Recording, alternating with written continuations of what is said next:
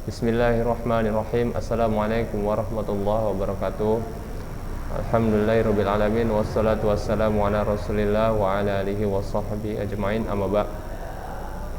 Pertama-tama marilah kita panjatkan puji syukur kita kepada Allah Subhanahu wa taala, yang mana pada hari ini kita masih diberikan banyak kenikmatan, di antaranya nikmat Islam, nikmat iman, nikmat kesehatan, dan masih banyak lagi nikmat-nikmat yang tidak bisa kita hitung satu persatu banyaknya. Salawat dan salam semoga selalu tercurahkan kepada Nabi besar Muhammad sallallahu alaihi wasallam, dan semoga salawat itu juga tercurahkan kepada keluarga beliau, kepada sahabat-sahabat beliau, dan orang-orang yang mengikuti sunnahnya. Amin Allahumma amin. Anak-anak Ustadz kelas 7D ya, kelas 7D yang Ustadz banggakan dan Ustadz sayangi. Pada pertemuan kali ini kita masih dibatasi dengan pembelajaran daring, artinya tidak bisa tatap muka langsung dikarenakan masih adanya PPKM ya, PPKM karena masih pandemi COVID-19. Semoga antum semua dapat bersabar menghadapi ujian ini. Oke, baiklah, materi yang pertama, bukan materi pertama ya, maksudnya materi kita pada hari ini yaitu tentang pembelajaran permainan olahraga bola kecil ya. Olahraga bola kecil itu ada olahraga bulu tangkis, ada olahraga tenis meja, ada olahraga bola takraw ya, ada olahraga bola kasti ya. Untuk kali ini kita membahas tentang permainan bulu tangkis.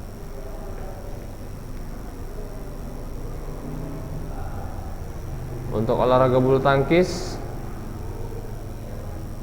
ya, sejarahnya yaitu permainan bulu tangkis berasal dari permainan yang bernama Puna ya, bernama Puna, dan berasal dari India. Permainan bulu tangkis ini sejarahnya mengatakan dari India ya. Oleh beberapa perwira tentara kerajaan Inggris yang menjajah India pada waktu itu, permainan ini dibawa ke Inggris dan dikembangkan di sana. Pada tahun 1873, permainan ini dimainkan di taman istana milik Duke de Beaufort di Badminton, Gloucestershire ya. Hingga karenanya permainan ini kemudian diberikan nama badminton ya, karena dimainkan di Badminton Gloucester namanya ya, di suatu tempat namanya badminton, makanya diberi nama badminton. Jadi nama badminton ini berasal dari Inggris, bukan dari India, tapi permainannya dari India, tapi dirubah namanya dari Puna kemudian berubah jadi badminton. Jadi berkembangnya itu di Inggris, bukan di India. Asal mulai India tapi berkembangnya di Inggris. Kemudian badminton atau bulu tangkis berkembang banyak negara, termasuk ke Indonesia, dibawa oleh penjajah Belanda ya. Karena pengembangannya sangat pesat, maka didirikan organisasi internasional untuk mengatur kegiatan bulu tangkis internasional dan diberi nama International Badminton Federation atau IBF. Kemudian pada tanggal 5 Juli 1934 yang beranggotakan persatuan-persatuan bulu tangkis dari beberapa negara ya. Yang mendirikan itu adalah beberapa negara, bukan hanya Inggris ya, yang mendirikan IBF. Kemudian Indonesia dibentuk organisasi nasional atau Persatuan Bulu Tangkis Seluruh Indonesia, disingkat PBSI, yaitu Persatuan Bulu Tangkis Seluruh Indonesia. Pada tanggal 5 Mei 1951 didirikan PBSI ya. PBSI didirikan pada tanggal 1951. Kemudian pada tahun 1953 Indonesia menjadi anggota IBF atau anggota International Badminton Federation. Dengan demikian berhak untuk mengikuti pertandingan-pertandingan internasional seperti Olimpiade, All England, Piala Sudirman, ya, kejuaraan dunia bulu tangkis bisa ikut ya. Tapi syaratnya harus ikut IBF, anggota IBF.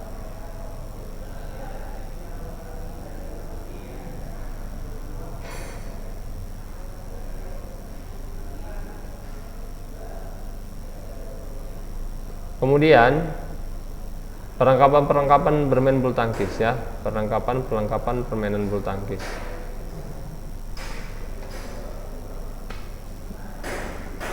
Perlengkapannya antum pasti sudah tahu ya perlengkapannya ya.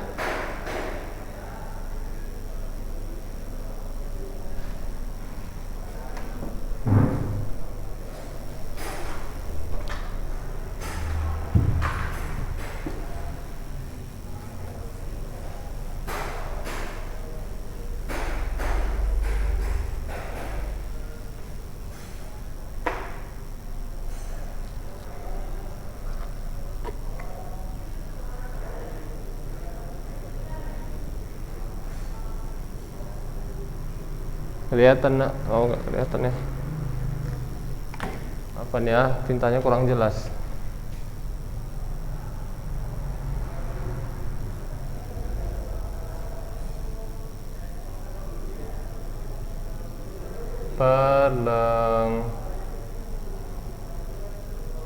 Perlengkapan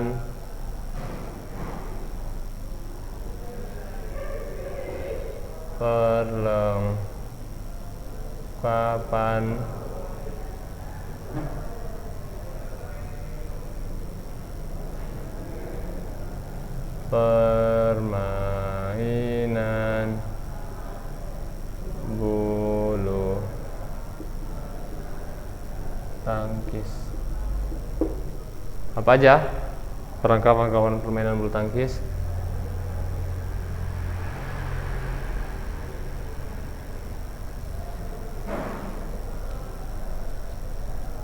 Yang pertama adalah raket ya.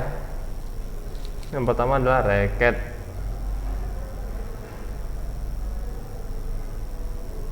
Antum tahu lah raket bentuknya gimana ya? Raket. Pasti antum tahu.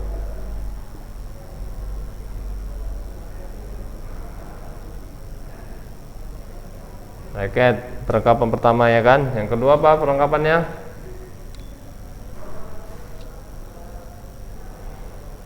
Apaan ya? Ini raket kita bagi juga ya. Raket ini ada 3 jenis. Ada 3 jenis macam-macamnya lagi. Ada 3 jenis. Yang pertama yaitu raket yang berat di bagian atas kepala. Raket yang berat di bagian atas kepala. Nah, ini biasanya raket berat di bagian atas kepala berguna untuk pemain yang hobi menyerang ya. Untuk pemain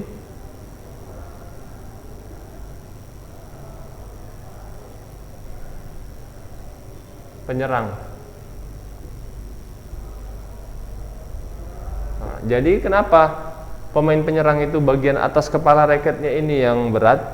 Antum tahu palu atau martil? Nah, kenapa yang berat itu martil atasnya? Kenapa bukan pegangannya?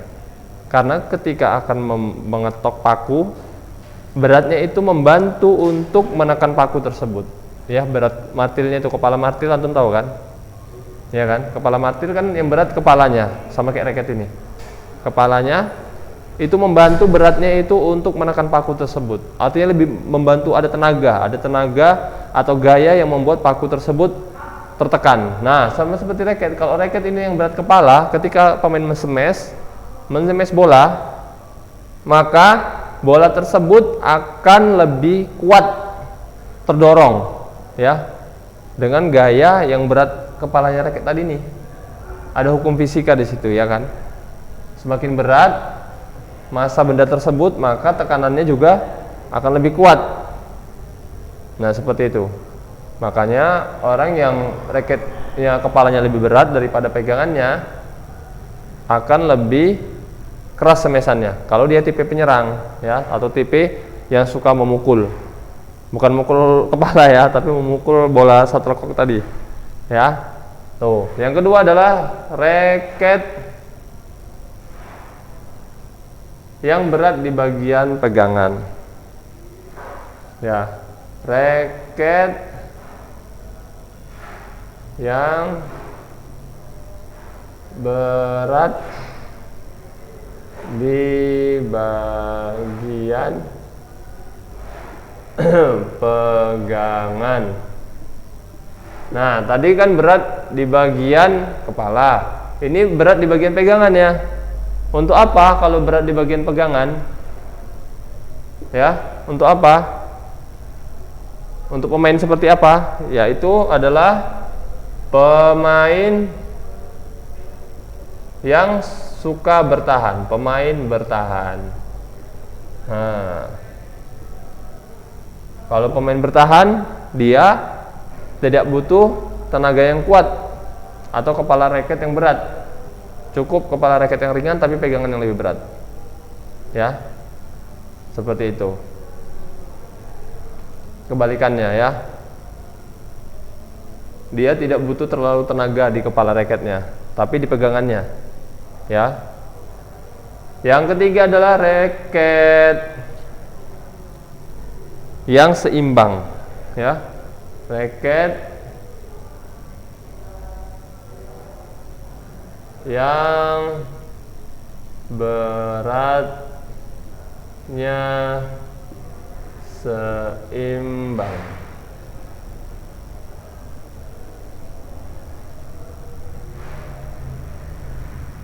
Antara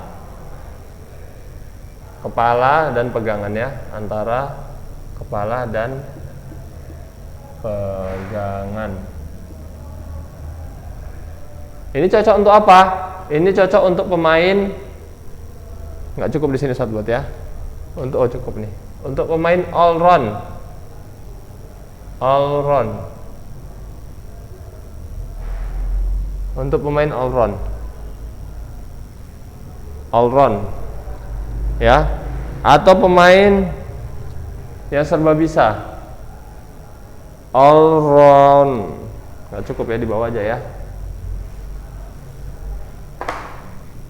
Untuk pemain all round atau serba bisa, dia bisa menyerang ya, dia juga pandai bertahan. Itu memakai raket yang beratnya seimbang, raket antara pegangan dan kepala. Ya, paham sampai sini ya? Kemudian lapangan ya. Untuk lapangan, Ustaz gambar lapangan ya.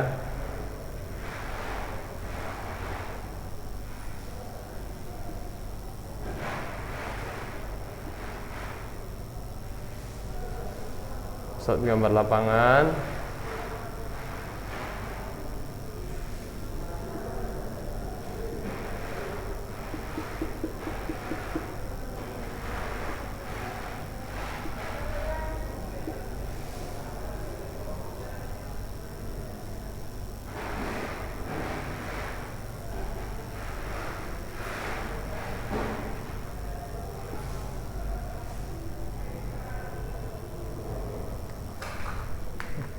Ya, nampak lapangannya kan? Nah, untuk lapangan ini panjangnya yaitu 13,40. Panjangnya 13,40 meter.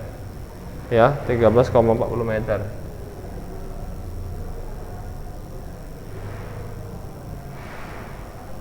Kemudian lebarnya 6,10 meter. 6,10 meter.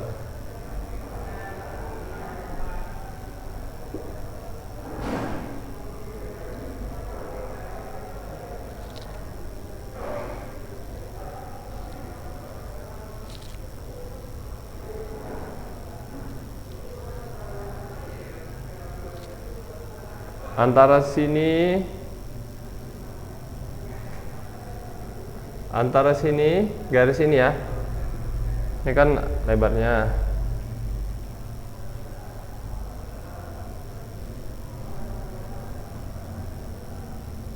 panjang. Kemudian antara garis ini ke sini ya, itu ukurannya 3,96 ya. Bukan sampai belakang ya Bang ya, sampai sini ya. Nah ini dia 3,96 cm. 3,96 meter ya. Kemudian ini 76 cm. Nah ini dia.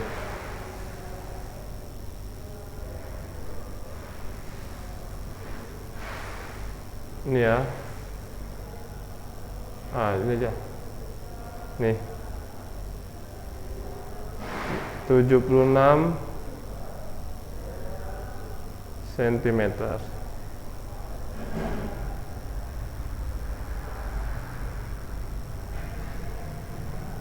Untuk netnya sini ya. Untuk net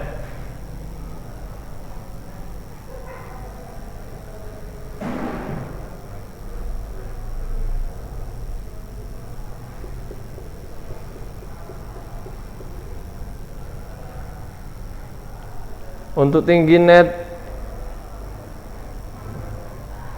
permainan bulu tangkis tingginya yaitu 1,524 meter. Atau kita bilang 1,5 meter ya. 1,524. Nah, ini satu. Ya, 1,552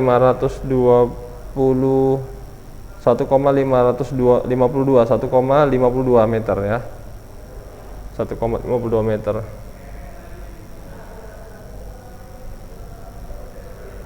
Netnya 0,7 meter.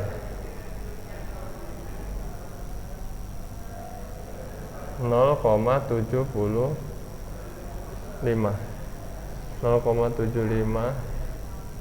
meter ya.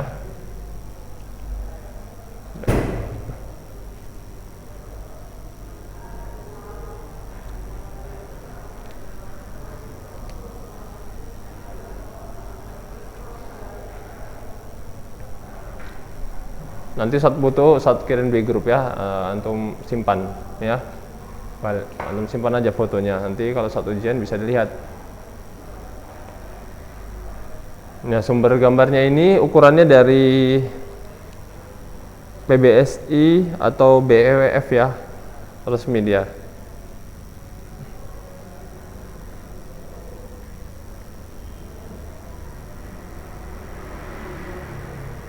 Kemudian macam-macam pegangan ya, macam-macam pegangan raket bulu tangkis.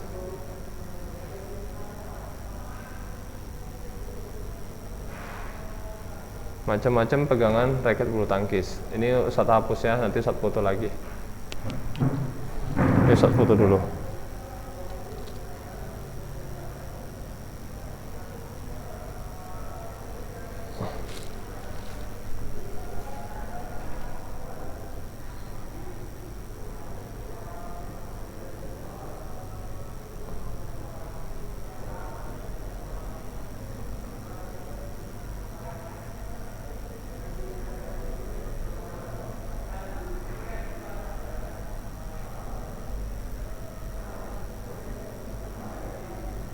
Macam-macam pegangan raket bulu tangkis.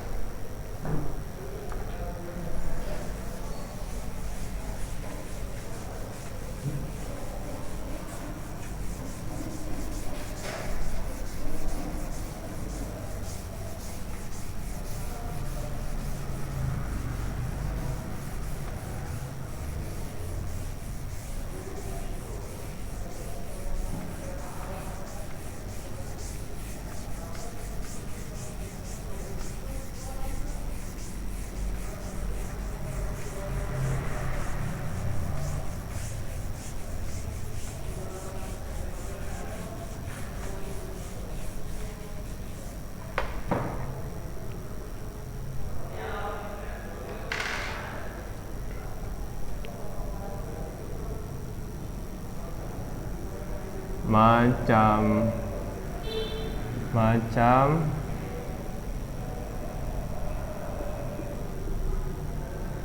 pegangan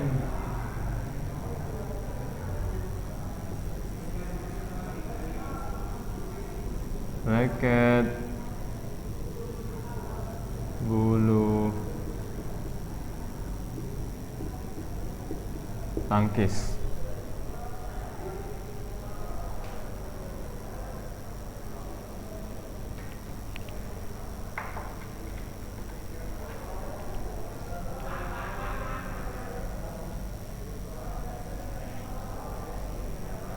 Ya, yang pertama apa? Pegangan kampak atau pegangan Inggris?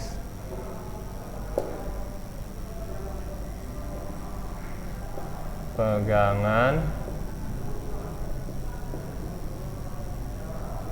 kampak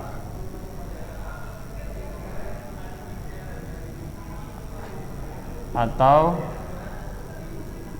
pegangan Inggris.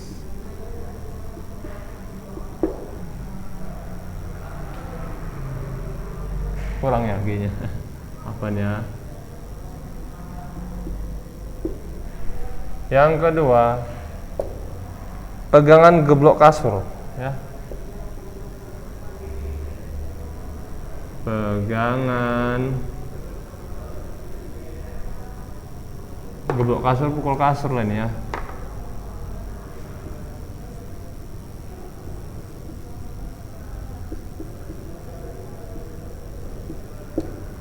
Atau pegangan Amerika.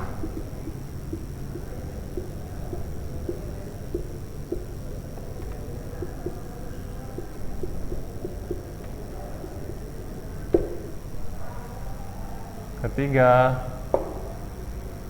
pegangan berjabat tangan.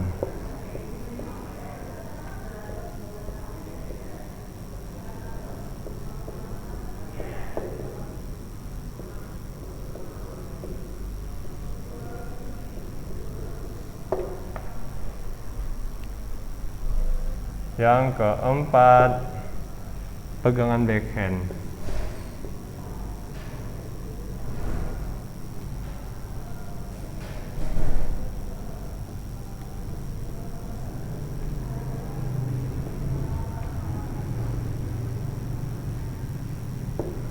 Ya. Ini adalah macam-macam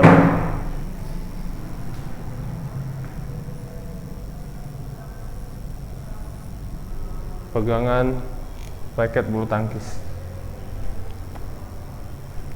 Yang pertama adalah pegangan Inggris ya. Pegangan Inggris atau pegangan kampak. Gimana, Sat? Nih. Caranya ini raket. Terus atau gini ya. Pegang aja gini. Nah. Nih. Seperti ini. Nah. Kayak orang salaman, raketnya juga gini. Nah, bukan seperti ini.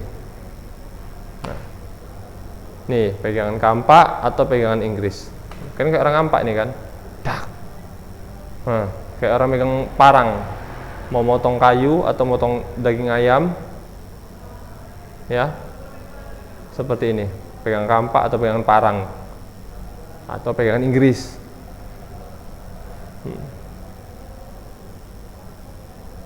Atau seperti memegang pedang. Ya, itu dia. Yang kedua adalah pegangan pukul kasur. Tinggal putar aja. Ada bunyinya dia. Ya kan? Lagi sekali lagi. Nah, gitu. Ya.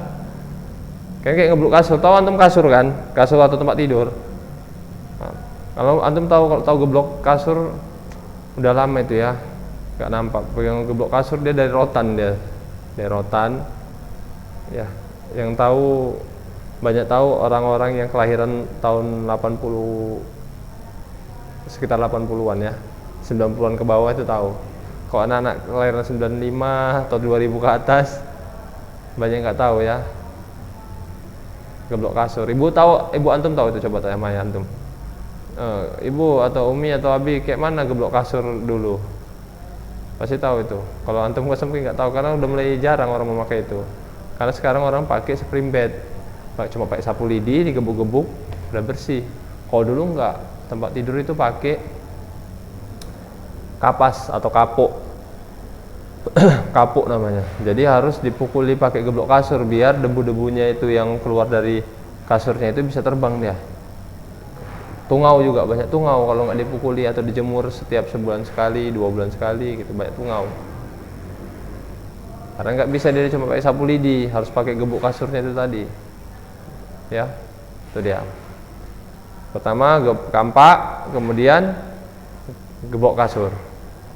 Kemudian selanjutnya adalah pegangan raket berjabat tangan. Hampir sama seperti pegangan kampak, ya. Hanya saja di jari-jarinya, ya. Di jari-jarinya kalau dia berjabat tangan, pegangan berjabat tangan, dia jari-jarinya itu agak renggang nah, gini, agak renggang. Tadi kalau yang pegangan kampak, ya kalau bapak nggak salah, Ustaz nggak salah ya, dia seperti ini. Nah, rapat jari-jarinya pegangan kampak. Tapi kok pegangan berjabat tangan agak jarang dia, agak jarang jari-jarinya. Nah, tapi bentuknya sama seperti ini juga raketnya. Oke, pegangan backhand gimana? Pegangan backhand sama seperti antum memegang remote TV. Nah, seperti megang remote TV, ini tombolnya, ya. Misalkan di tombol, nah ini raketnya gini posisinya, jangan gini, salah. Nih, ini baru benar. Jadi kalau mau servis backhand, nih servis backhand namanya, atau pukulan backhand. Nah, pakai jempol dia gerakkan, jempol dikombinasikan dengan gerakan ankle tangan, ya dibantu jempol juga, bukan gini ya. Nah, kalau gini salah. Makanya orang banyak salah kalau backhand tuh gini dia, jempolnya disimpan. Jangan, jempolnya digunakan untuk menggerakkan raket, dibantu. Nah. Oke, paham sampai sini? Ustaz? Paham lah ya. Nah, ini aja antum kuasai sama yang tadi, udah Masya Allah ya. Sedikit aja, yang penting antum minum. Paham ya? Airnya ya nggak usah banyak-banyak, segelas kecil tapi antum minum, masuk ke perut. Daripada banyak, gelasnya banyak, antum minum sekaligus, muntah, terakhir nggak ada yang masuk, keluar semua. Seperti itu ya. Oke, ini saya dapat sampaikan. Lebih kurang Ustaz mohon maaf. Ustaz sudahi dengan doa kafaratul majelis. Subhanakallahumma wa bihamdika asyhadu alla ilaha illa anta astaghfiruka wa atubu ilaik. Assalamualaikum warahmatullahi wabarakatuh.